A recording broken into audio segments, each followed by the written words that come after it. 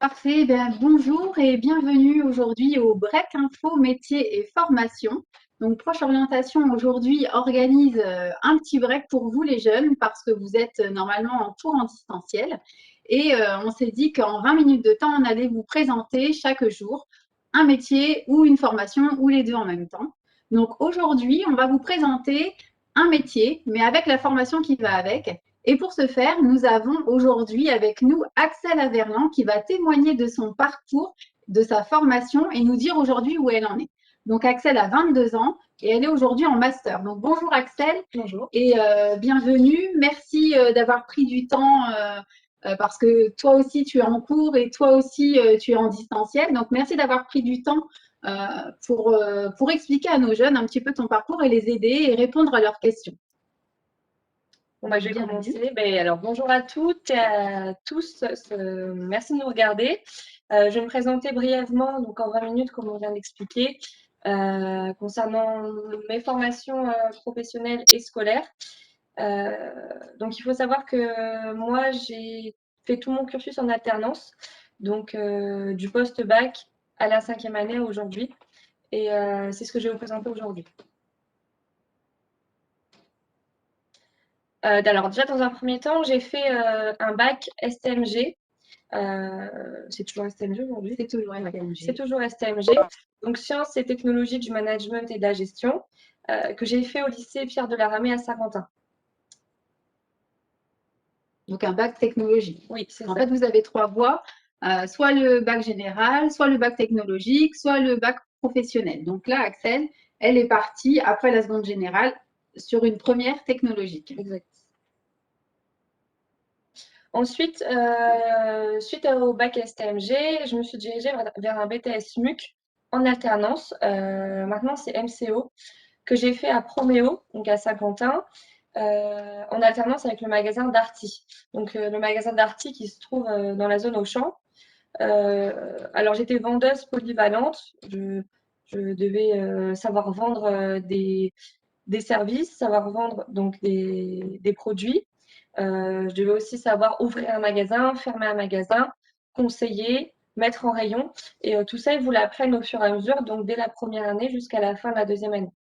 Donc ça m'a permis déjà d'avoir un bac plus 2 à Saint-Quentin. Donc c'est possible.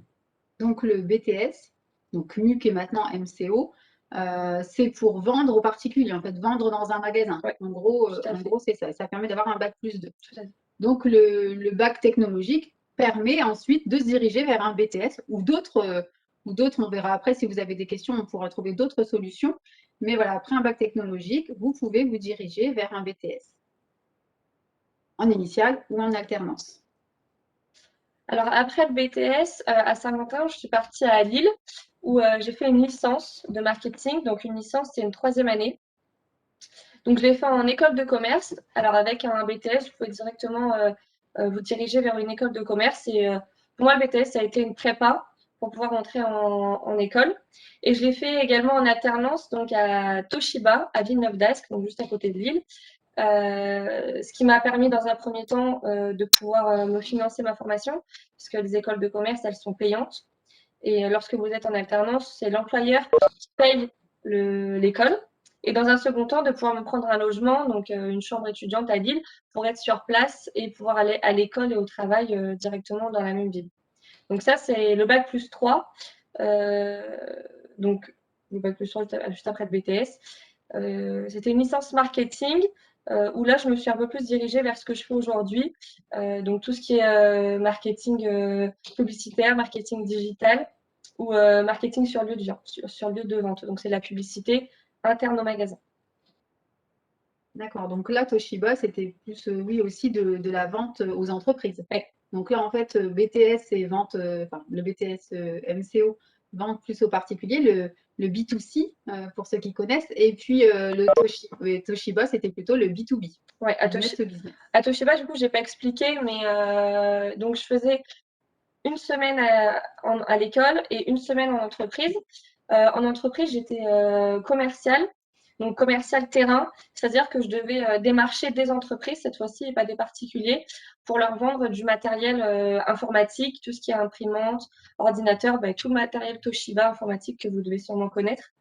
Donc, ça n'avait pas forcément, en vérité, ça n'avait pas de lien avec ce que je faisais à l'école, mais ça me permettait d'avoir une expérience professionnelle et de pouvoir me financer mon école. D'accord. Donc là, deuxième entreprise, et là, on passe à une troisième encore. Ouais. Donc là, c'est pour le Master 1. Donc après ma licence, donc ma troisième année, je suis entrée en Master 1. Donc c'est la quatrième année. Donc MSE, Management et Stratégie d'entreprise, que j'ai toujours faite à Lille, en école de commerce, dans la même école de commerce que vous voyez juste là, qui s'appelle ENACO Excellence. Que j'ai fait également en alternance, parce que toujours le même problème, entre guillemets, les écoles de commerce sont payantes. Alors du coup, j'ai cherché une autre alternance pour avoir un maximum d'expérience. J'ai trouvé à Subrona EasyTex à Mougeot, donc c'est pareil, c'est juste à côté de Lille. Et là, j'étais également commerciale. Par contre, j'étais commerciale dans mon bureau, je n'allais pas sur le terrain. Et je démarchais encore des professionnels, mais là, c'était des professionnels des hôteliers, où je devais vendre du matériel hôtelier, donc tout ce qui est, par exemple, couette, oreiller, matelas. En fait, tout ce qui sert à faire une chambre d'hôtel, je devais le vendre à mes clients. Donc là, c'était plus en lien avec ce que je faisais à l'école, étant donné que je faisais du management. Je travaillais en équipe et au-delà de vendre mes produits, je devais aussi plus ou moins manager l'équipe, créer des challenges, fixer des objectifs et motiver mes collègues s'ils n'arrivaient pas à atteindre leur objectif, faire des petites formations, les aider. Donc là, ça rentrait vraiment dans le cadre de mon parcours et de ma formation. D'accord. Et donc là, la dernière, la quatrième entreprise. Donc là, c'est cette année, actuellement. Donc, je suis en cinquième année, donc en Master 2, toujours dans la même école, à Lille. Par contre, là, je suis en alternance à Amiens, dans une agence de communication digitale. C'est-à-dire que je crée tout ce qui est site internet, publicité Facebook, publicité Instagram, publicité Snapchat, pour les influenceurs. Donc, je pense que ça doit parler à certains d'entre vous. Tous les produits d'influence qui sont mis en avant, donc qui sont sponsorisés par les influenceurs sur Snapchat, sur Instagram, et ben c'est notre agence, donc moi en l'occurrence et mes collègues, qui faisons les sites internet, qui faisons le sponsoring, donc le texte que vous voyez sur sur vos stories ou sur vos posts Instagram, et également les promotions des sites internet. Donc ça, c'est ce que je fais aujourd'hui en alternance avec ma dernière année. D'accord. Et après, est-ce que tu sais, est-ce que tu vas faire après le master 2, est-ce que tu continues ou est-ce que tu envisages d'arrêter parce que là, c'est quand même la quatrième entreprise que tu fais. Donc, est-ce que tu as une opportunité dans cette entreprise ou est-ce que tu désires encore changer et puis, ou alors encore continuer d'autres formations?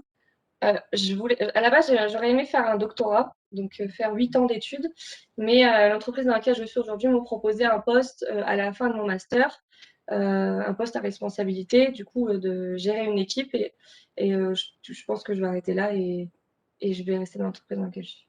D'accord. Donc, en On a fait, ce une qui veut petite dire question que… sur le chat. Excusez-moi de vous Question couper. sur le chat, oui, vas-y. Voilà. La question, c'est est-ce que vos revenus par rapport à l'alternance suffisent à, euh, à comment répondre à toutes vos dépenses, le loyer, le coût de l'école, etc. Bah justement, je crois que c'est dans la diapo juste après, je vous en parle. Parce que Voilà, c'est une bonne transition. ça a été, ça a été un gros problème pour moi de savoir est-ce que je quittais le domicile de mes parents, est-ce que je vais réussir financièrement. C'est pour ça que j'ai choisi l'alternance et je vais vous en parler juste après. Bonne transition. Voilà, merci. Je ne sais pas qui a posé la question, mais c'est super.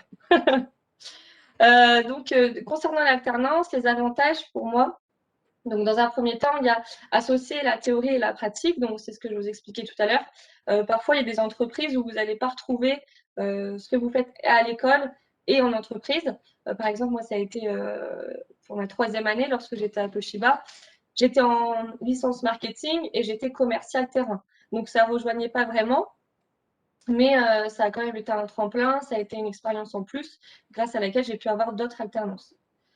Ensuite, le deuxième plus gros avantage, c'est le pouvoir acquérir des compétences avant son entrée en entreprise. Donc, c'est justement ce que je viens de dire.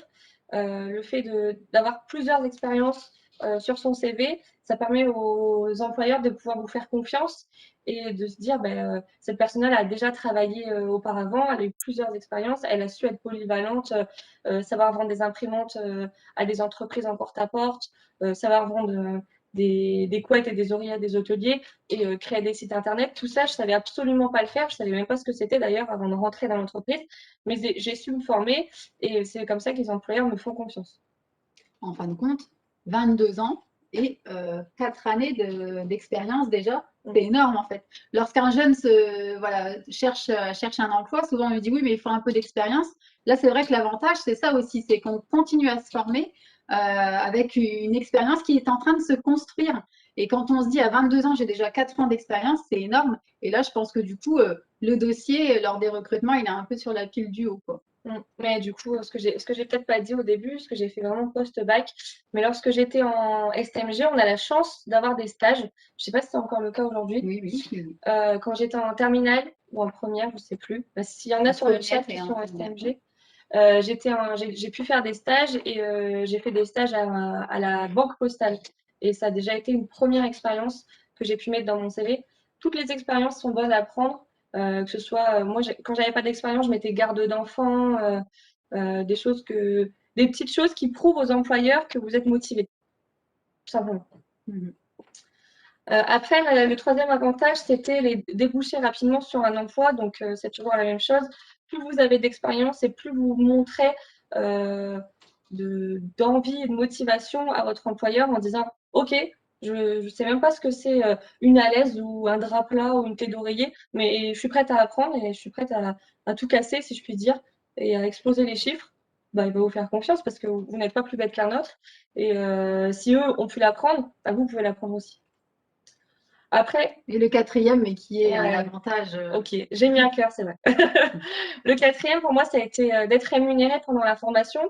Donc, les 2 premières années où j'étais en alternance, j'étais rémunérée à hauteur de 800 €, plus une prime d'activité, donc une aide sociale, ce qui fait en plus ou moins 1 000 € selon l'âge, selon le bac, mais en moyenne, c'est 1 000 €. Donc, ça a été 2 ans où j'étais chez mes parents à Saint-Quentin et j'ai pu mettre un maximum d'argent de côté pour pouvoir entrer dans la vie active quand je suis partie à Lille. Et puis autre chose, payer mon permis, m'acheter une voiture, pouvoir faire des choses qu'un étudiant en initiale ne peut pas se permettre. Oui, parce qu'en fait, les 2 premières années d'études, le BTS a été réalisé en alternance, mais dans la ville où Axel habitait, ce qui lui permettait du coup de mettre de l'argent de côté. Au moment où elle a dû aller faire ses études à l'extérieur et devoir prendre un logement, elle avait pu cumuler pendant ces 2 années de BTS un petit peu d'argent de côté. Donc, d'où ne pas non plus partir trop vite, trop rapidement. Ouais. Partir dans l'alternance, c'est déjà une belle avancée, mais être raisonnable et pouvoir cumuler un petit peu d'argent sur les livrets avant. Et en fait, on en parlera peut-être dans la diapo suivante, mais Axel était en contrat de professionnalisation et non pas en contrat d'apprentissage.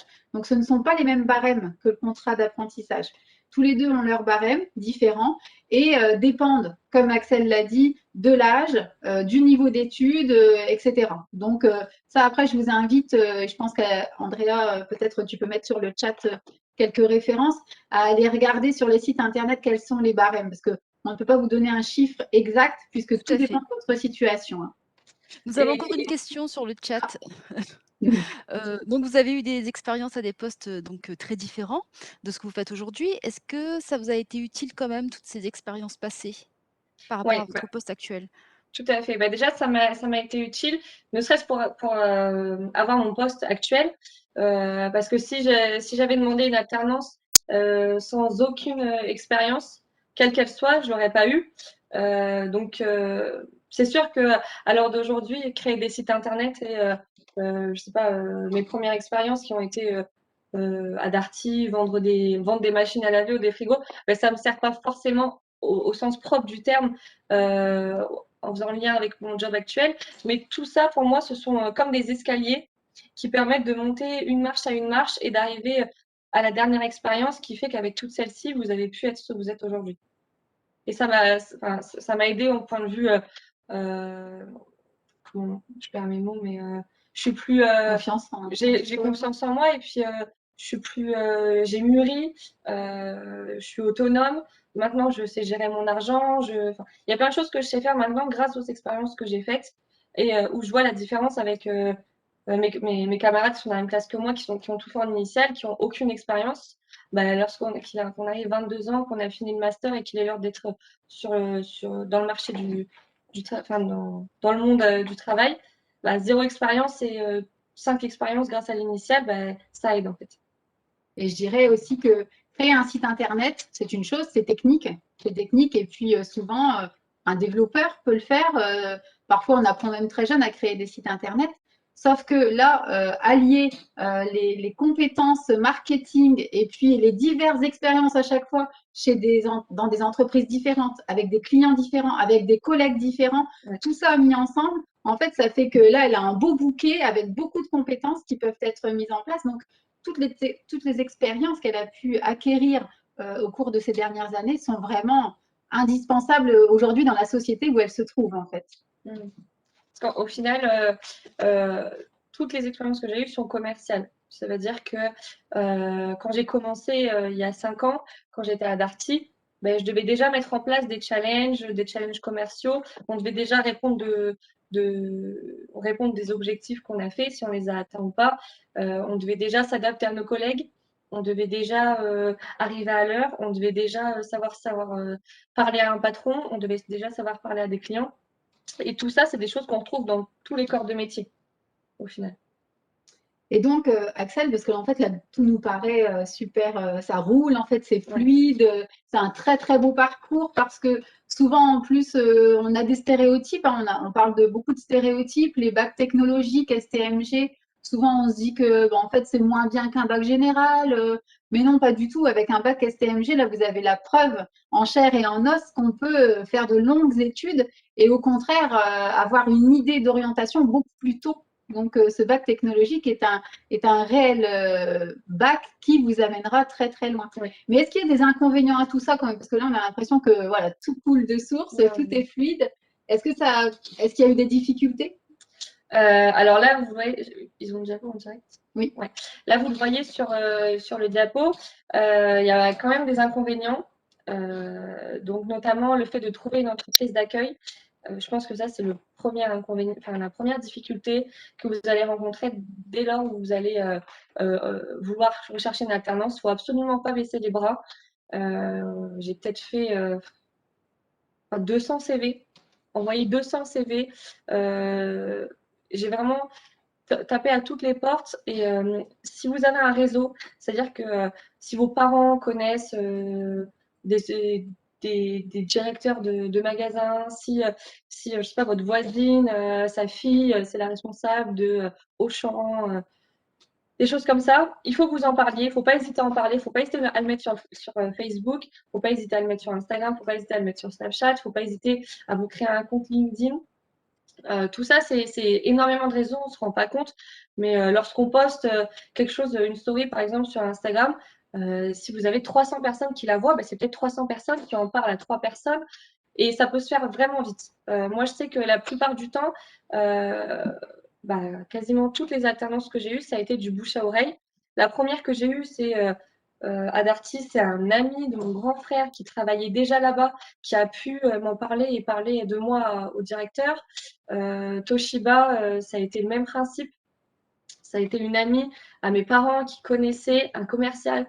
Le troisième, chez Subruna, ça a été une personne qui a vu un de mes posts sur Facebook, qui l'a partagé et en le partageant, en le repartageant, la RH de Subruna l'a vu. Et ensuite, GLX. GLX, pareil, c'est grâce à Proche Orientation, oui, tout est vrai, qui a vu. Il a vu le reportage. En fait, le directeur de Proche Orientation est un des ambassadeurs de Proche Orientation. Et lors du premier webinaire que nous avons fait et où nous avons interviewé Kevin, Kevin a dit qu'il recherchait des personnes qui souhaitaient développer son entreprise. C'était une entreprise où ils étaient 3 au départ et là, ils sont une dizaine. Donc, c'est grâce à ça que, voilà, qu'Axel a pu postuler. Et il n'y a pas qu'Axel, d'ailleurs, ils sont plusieurs dans cette entreprise. Donc, effectivement, c'est vraiment le bouche à oreille. Le bouche-oreille, pour moi, les CV papier, certes, c'est important de le garder parce que c'est un peu comme une carte d'identité que vous présentez lorsque vous présentez un entretien. Donc, il faut le garder, il faut que ce soit bien présenté. Mais le réseau et le bouche-à-oreille, c'est ce qui fonctionne à 100%. Et justement, on a une question sur le chat par rapport à ça. C'est comme pour les stages, ça peut vous permettre également de trouver un patron au final, grâce à toutes ces expériences. Oui, tout à fait. Tout à fait.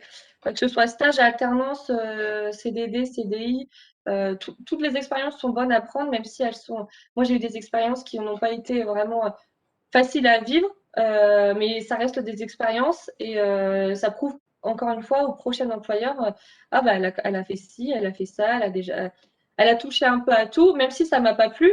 Je vous dis pas que vendre des sèche-linges et des réfrigérateurs chez Darty, ça a été génial, je me suis éclatée. Bah non, il y a des choses que j'ai moins aimées, mais c'est quelque chose qu'on doit prendre et qu'on doit tourner au positif et en se disant, ça me servira plus tard. Et ne pas se démotiver. Je pense que, voilà, tu disais tout à l'heure que tu avais envoyé des centaines de CV.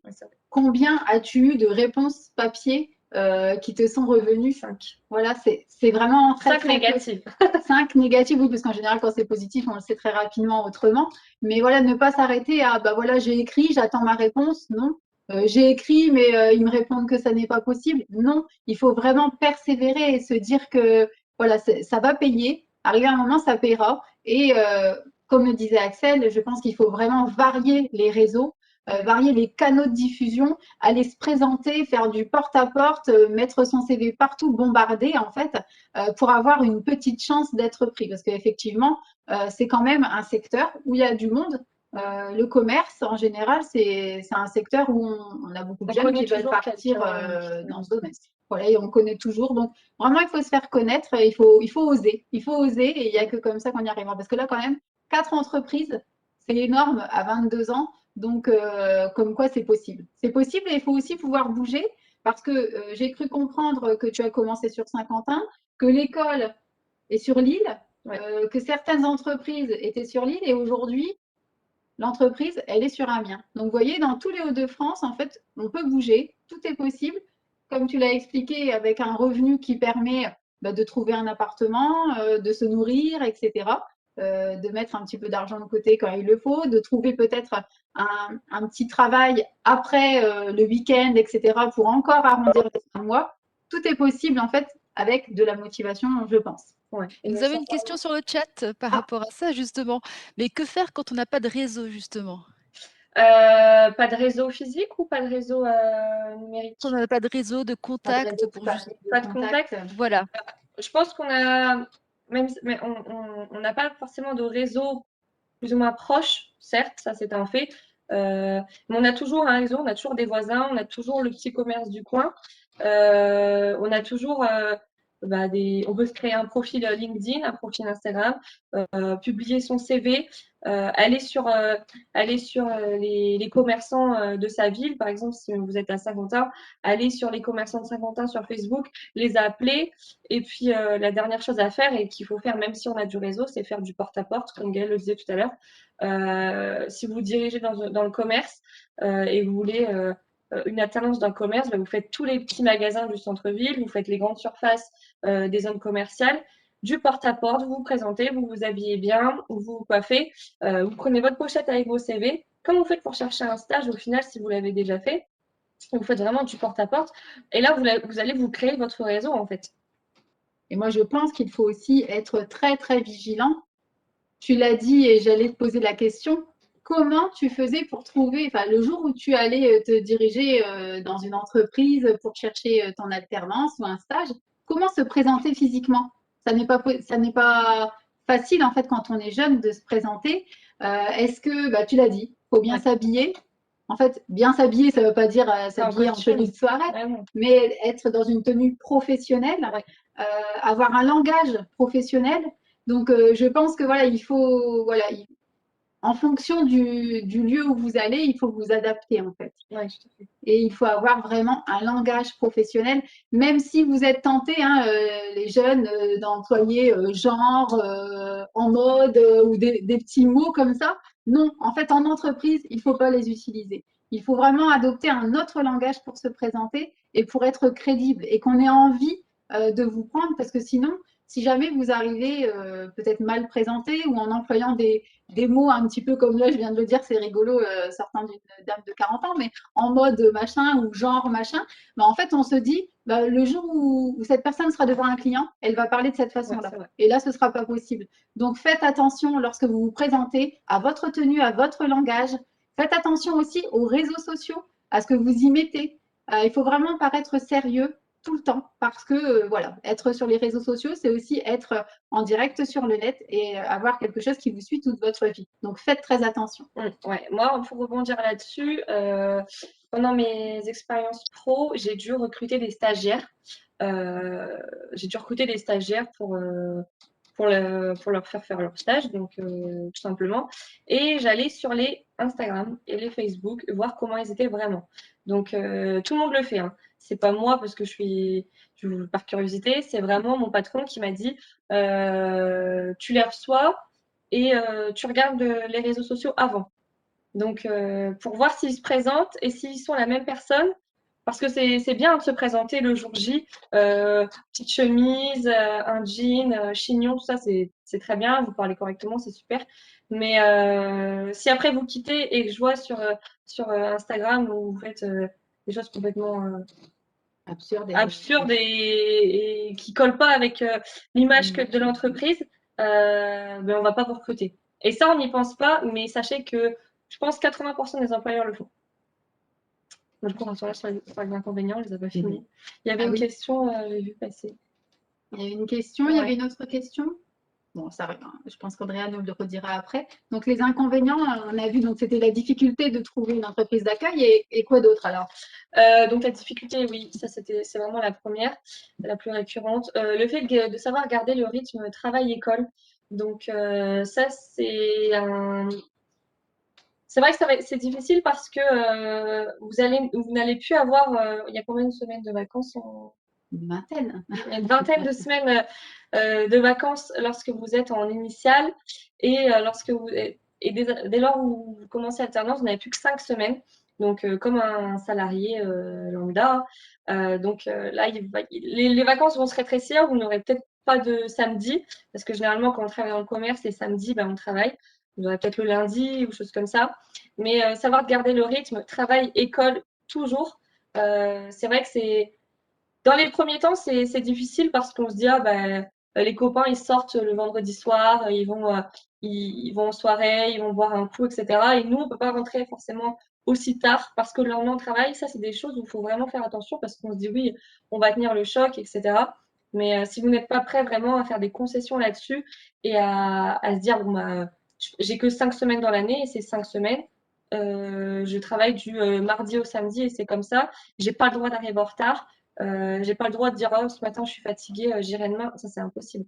Enfin, on prenait l'exemple, hein, je sais pas, un magasin, vous allez chez Jules par exemple. Si la personne qui ouvre le magasin s'est dit oh non ce matin je suis fatiguée, j'y vais pas, bah c'est pas faisable. Bah, vous c'est pareil, vous aurez la même responsabilité.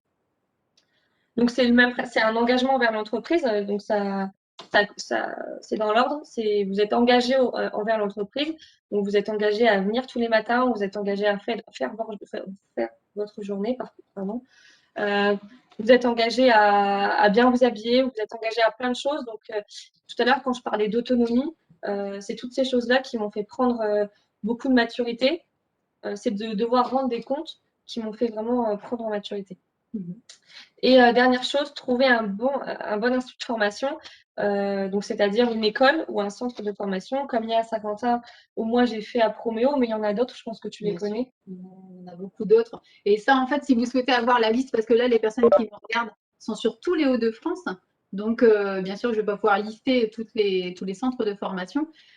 N'hésitez pas à J'envoie le lien sur le chat. Voilà, c'est ce que Andrea a dû vous le mettre sur le chat. Donc, allez sur le site de l'UNICEF. Il y a beaucoup de liens qu'Andrea vous a mis sur le chat prenez-les, mettez-les sur un document Word et vous retournerez les voir après, vous cliquerez dessus après. Surtout téléchargez tout ce qu'Andrea vous met sur le chat. Ouais. Il y a vraiment, je rebondis là-dessus, mais il y a vraiment beaucoup de centres de formation, il y a beaucoup d'instituts et dans plein de domaines. Si vous n'êtes pas trop commerce, mais plutôt robotique ou numérique ou digital et numérique, il y a vraiment beaucoup d'écoles qu'on ne connaît pas. Et c'est important de regarder parce que parfois vous pensez que vous êtes obligé d'aller sur Paris, sur Lille, sur Amiens ou autre, parce que je pense que vous ne regardez pas forcément de Saint-Quentin, mais ou de quitter le domicile, pas forcément. Vous pouvez rester chez vos parents ou chez vous et en ayant une école dans la ville. Et en fait, là, Axel est partie sur un BTS et ensuite elle a intégré une école de commerce. Après, tous les chemins mènent à Rome, je dirais. Donc surtout, renseignez-vous autour de vous. Là, elle est partie par un BTS. C'est possible aussi de partir par un BUT. Alors, je ne sais pas si vous avez entendu, maintenant, c'est les nouveaux DUT qui s'appellent BUT. Au lieu de diplôme, c'est bachelor. Et en fait, ces nouveaux BUT vous permettent d'avoir déjà un bac+3. Et par exemple, il y a le BUT technique de commercialisation. Donc, en fait, vous pouvez aussi partir par d'autres chemins et puis ensuite rejoindre une école de commerce aussi. En fait, ce qu'il faut, c'est tout le temps regarder ce que vous avez autour de vous, prendre le temps d'analyser votre territoire et vous verrez qu'autour de vous, vous trouverez tout ce qu'il faut pour vous former, soit dans l'initiale, soit en alternance. Voilà. Donc, on vous a promis que ça durait que 20 minutes, donc on va essayer de se dépêcher. Okay, donc, fini, je pense. les qualités, bon ben voilà, je pense que là, on les a ressenties tout au long du témoignage d'Axel. Donc, mais quelles qualités, d'après toi, il faut avoir pour exceller dans sa formation en alternance? Ouais, tout ce que j'expliquais le long de l'interview, vous les voyez là à l'écran, donc le sens de l'organisation, le sens du collectif, donc savoir travailler en équipe.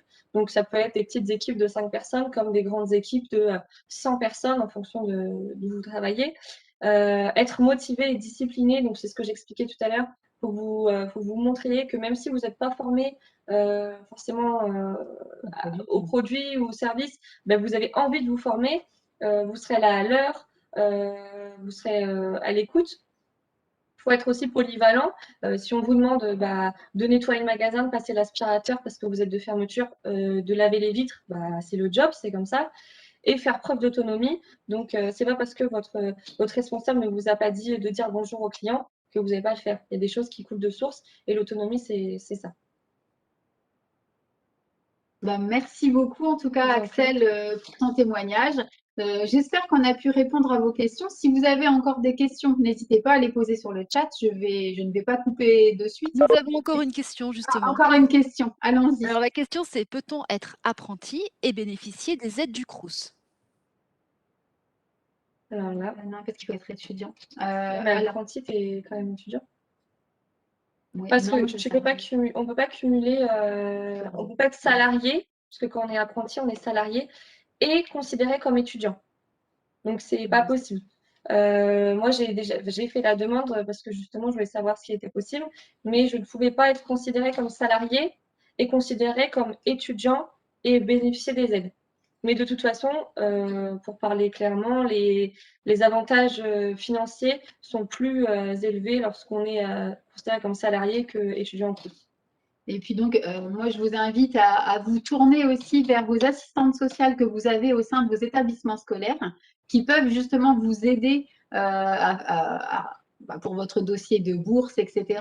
Et puis, je vous invite également à aller sur le site du Conseil régional où, si jamais vous êtes apprenti, vous avez de nombreuses aides que souvent on ne connaît pas. Donc, n'hésitez pas à aller sur le site du Conseil régional, regardez toutes les aides qui peuvent être octroyées aux jeunes apprentis et surtout, posez les questions. C'est-à-dire qu'allez voir votre assistante sociale dans votre établissement scolaire, allez vers la CAF, la Caisse d'allocation familiale, dirigez-vous vers toutes les personnes compétentes, ne restez pas dans votre coin, faites toutes les démarches. Souvent, les démarches, en fait, il faut envoyer beaucoup de documents.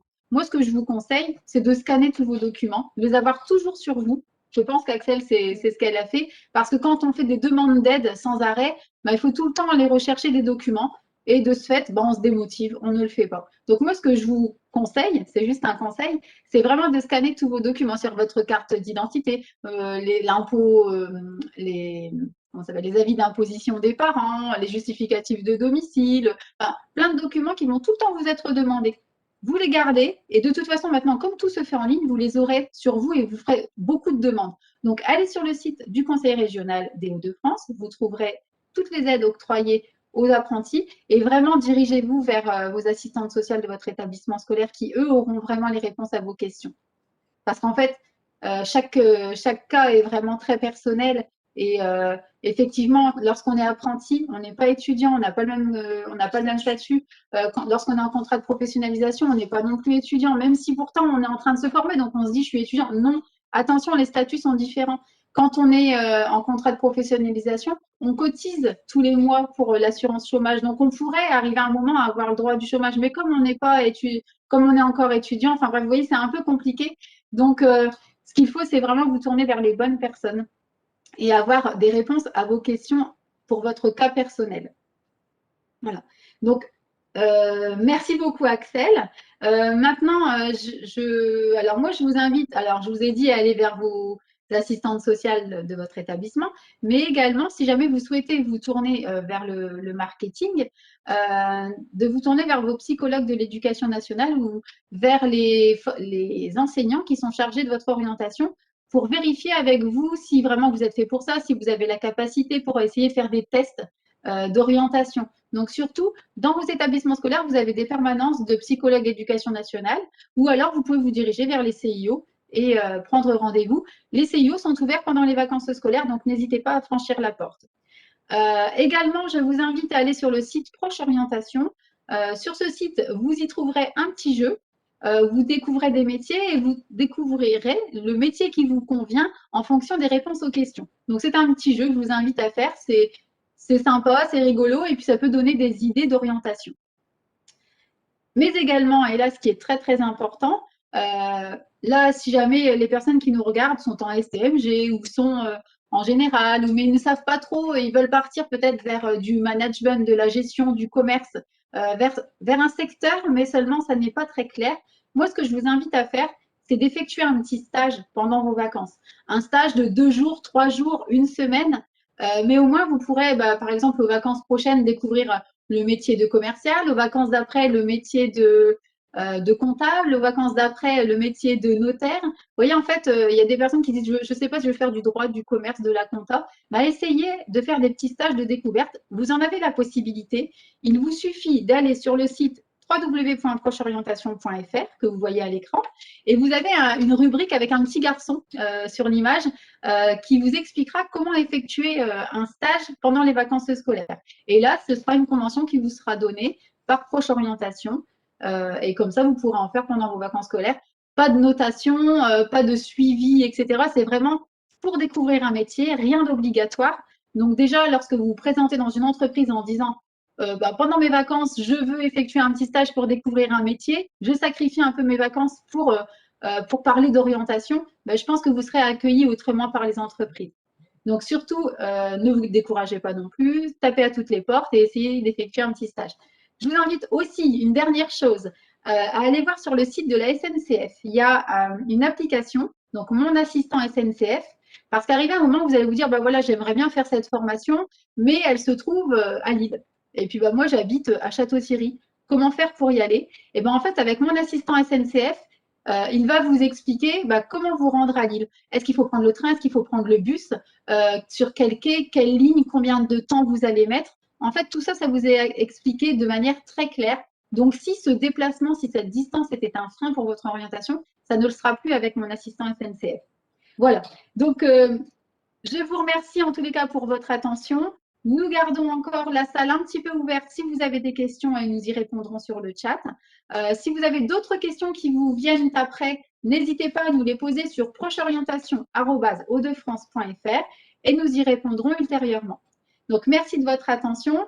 Je vous rappelle également, mais vous le savez peut-être déjà, que jeudi, un autre rendez-vous, un autre petit break info, métier, formation aura lieu à la même heure. Et vendredi également sur les techniciens de maintenance. Donc, n'hésitez pas à vous y connecter. de la même façon qu'aujourd'hui. Voilà, je vous souhaite une bonne journée et de bons cours en distanciel et ensuite de bonnes vacances.